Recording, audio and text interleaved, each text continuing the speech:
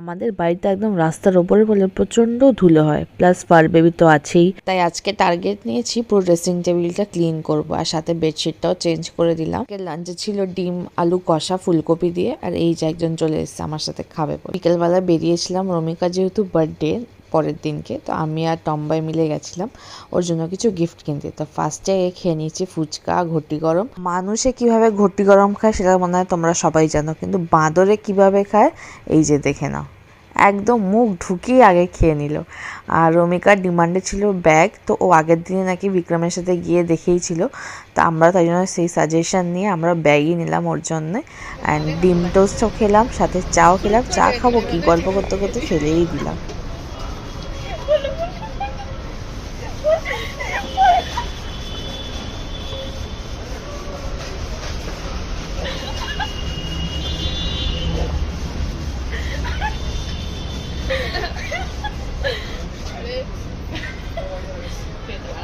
আজকের জন্য কেনাকাটি ডান। ও নেমে গেল ও স্টপেজে। ও যেহেতু টিকিট কেটেছিল তাই টিকিটটা আমাকে দিতে এলো, আর বোনের সাথে রাস্তায় দেখা হয়ে গেছিলো, তাই বোনের সাথে বাড়ি ফিরলাম। আর গিফট কি কিনলাম নেক্সট ব্লগে দেখো।